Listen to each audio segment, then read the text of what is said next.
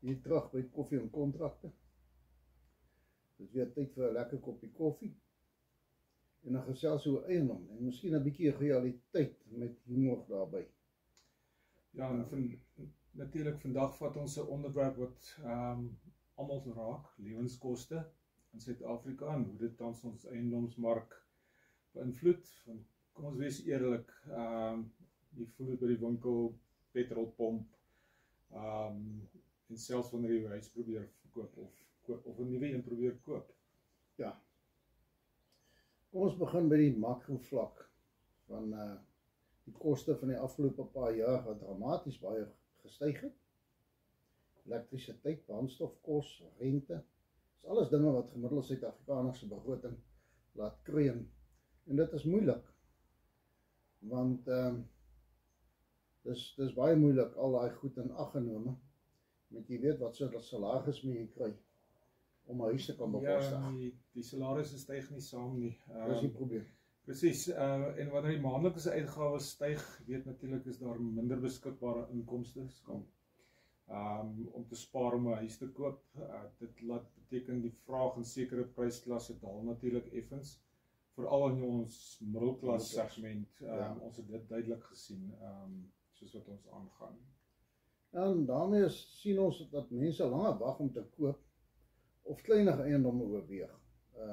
Pieter, want jy weet, ek gaan eerder 'n meentuis of 'n deeltitel koop of afskaal na iets meer bekostigbaar toe, want die lewenskoste is net te duur. Jy kan net nie by 'n huis van 2,5 miljoen rand uitkom om daai paaiement te betaal nie. Ja, maar jy weet aan die ander hand tog, ons het gesien dat woonbuurte soos Dan Pienaar en Heulsig bly nogal redelik stabiel. Dit is vir my die beste van alles. Ja. Daar is minder eiendomme in daai areas te koop, maar die pryse bly redelik stabiel en natuurlik hulle groei stadig ook, maar hulle val nie dramaties nie en dit wys natuurlik weet dat die vraag en die ligging natuurlik en die vraag steeds 'n groot rol speel. Ja, hy doen. Dit is so.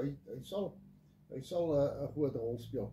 En een van die grootste faktore natuurlik is jou rentekoers. Die hoë rentekoers het 'n sneeubal effek.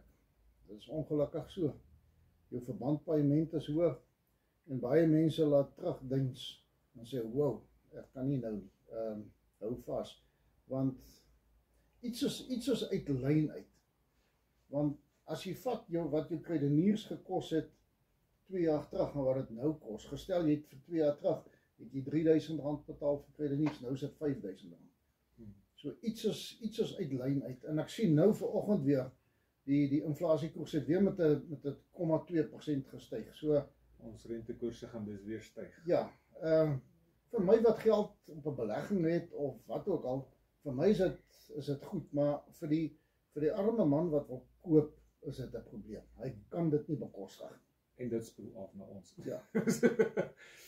Ja, ek sien daagliks natuurlik kliënte wat sê dat ons wil koop, maar ons wag dat die rentekoers daal, jy weet, en dis verstaanbaar. Persentasieverskil op jou verband maak 'n groot verskil. Dit is 'n paar R1000 natuurlik maandeliks wat daai persentasiepunte verskil maak.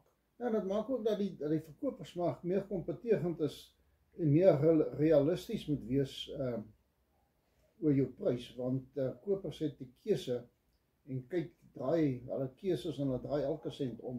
Ek sê, that's not so easy. Ja, jy weet, dit bring vir my by 'n belangrike punt, markgereed prysbepaling natuurlik. Jy moet seker wees dat jou eiendom reg geprys is, en dan verkoop dit natuurlik steeds. As jou eiendom nie reg geprys is nie, ons sê dit omtrent in elke episode dat jou eiendom moet reg geprys wees. Anders dan gaan jou huis nie verkoop nie. Die huise wat lank lê in die mark is dikwels die wat bo in die bokant hulle prys reg geprys, markwaarde geprys is. En die hoop dat iemand natuurlik sal byt. Ons het gesien dat daar is eiendomme wat tot 'n jaar lank al in die mark is. So ja, waar lê die geleenthede? Jy het die verkoper wat net besluit, nou man, hy kan 'n jaar hier bly, maar ek sal my prys kry. Meneer, mevrou, professor, dokter, jy gaan lank wag. Ek sê nou vir jou, jy gaan lank wag, jou prys gaan jy nie sommer net kry nie. Ja, nee. Dit is 'n ou wat miskien met as 'n belegger kom en dat 'n klomp eiendomme het wat hom gaan koop, maar die waarskynlikheid is baie skraal. En beslis die kopers het wat is finansiëel sterk staan, is dit eintlik 'n goeie tyd om te koop. Dit is nou die belegger, soos wat ek nou nog gesê het, minder kompetisie, meer ondersteuningsruimte en die kans om die eiendom te koop wat dalk 2 jaar terug buite bereik was, is dalk nou vir hom haalbaar. Maar dit is maar heavy, laat ek dit so stel. Ja, ja.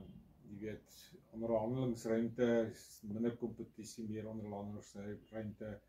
Jy weet, 'n kans om eiendom te koop wat al 2 jaar terug buite jou bereik was, is natuurlik altyd daar. En die verkopers, as jy jou prys reg is, dan is jou eiendom goed voorberei, skoon netjies en bemark, dan gaan jy resultate kry. So sorg dat jou plek netjies is, ons het hoeveel keer gesê, sorg dat jou tuin in 'n goeie toestand is.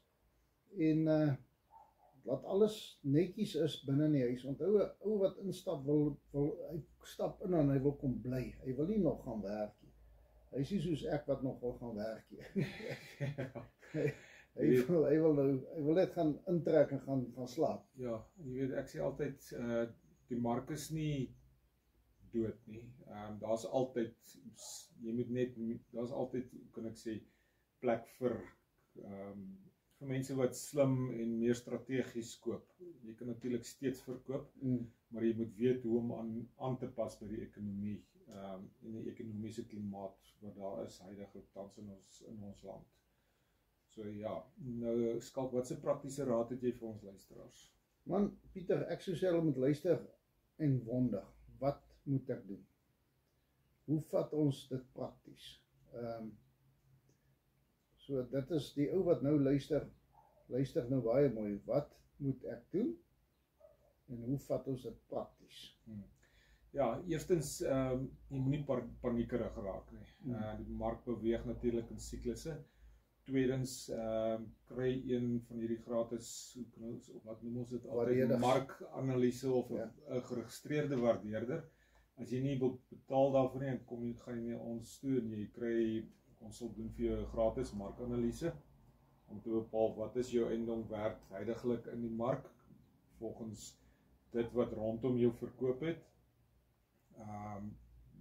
En dit gaan nie net oor die prys nie, maar oor strategie en derdens natuurlik hou dit jou finansies in toom, werk aan jou kredietgradering, spaar vir depositos, bly in kontak met jou bank of jou finansiële adviseur. Ek hou daarvan. En vir die verkopers, hou jou eiendom in 'n goeie toestand. Klein herstelwerk, vars verf, ordentlike foto's maak 'n baie groot verskil. Ons kan nie dit meer beklemtoon nie. Hou jou plek netjies as jy wil verkoop nie. Wil nie 'n plek koop wat jy moet oor die gasneer klim om binne in die huis in te kom. Ja, of jy moet 'n pangat vas saamvat om die bossies weg te kom. Sorg dat jou tuin en jou huis in 'n goeie toestand is. En as daar verf nodig is, verf. Jy gaan die geld terugkry as jy verkoop. As hy verkoop. So jy gaan jou geld terugkry. Moet nou nie bekommer oor die R500 wat jy betaal vir verf en dan sukkel jy vir 3 jaar om die plek te verkoop as jy hom nie geverf het nie. So betaal die R500 verf om, dit maak die verskil. Ja, jy weet natuurlik daai foto's waaroor ons gepraat het in die vorige episode, hulle help ook, want as jou huis netjies is en daar is mooi foto's, dan klik die ouens 2 keer op jou eiendom op Property 24 soos wat ons gesê het. Weet, en daar sluit ons natuurlik nou mooi af, want dit gaan nie net oor wat die mark doen nie, maar hoe jy daarop reageer. Ja. So, daai het jy dit. Lewenskoste druk, ons almal, maar dit beteken nie die eiendomsmark het stil gestaan nie. Die eiendomsmark is besig om daar is eiendomme, daar is verkope, wees realisties met jou prys en weer eens, ek kan dit nie meer beklemtoon nie, ekskuus, struikel ek oor my eie woorde.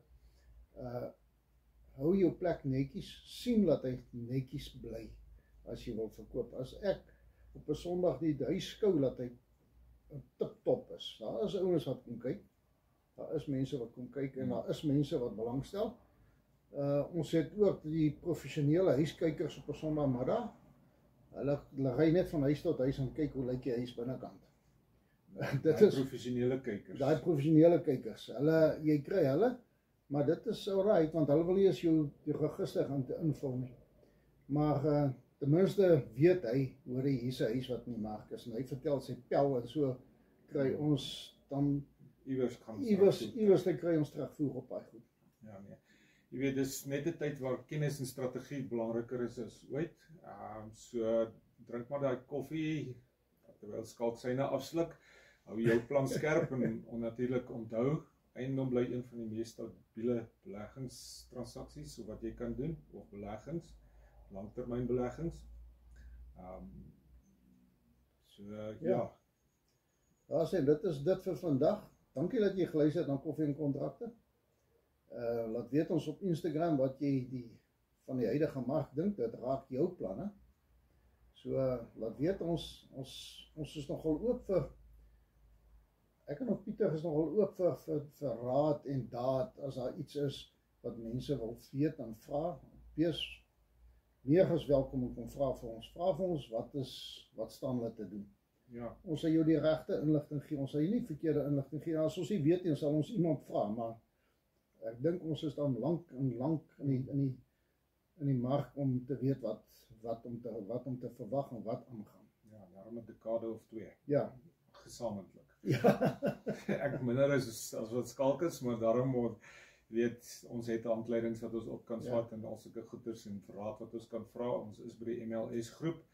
So daar's altyd raad wat ons kan gee. Ek sal ook vir ons e-posadres opsit. Dan kan hulle vir ons e-mail stuur as hulle nie op Instagram kyk nie. Maar wees welkom. Gebruik die e-posse en stuur e-posse. Ons kan selfs ons telefoonnommers daar opsit. Dit kan ook wees. Dis nie 'n probleem nie. Maar nou ja, tot volgende keer. Hou die ketel aan die kook en daai kontrakte op datum. Totsiens. Totsiens almal.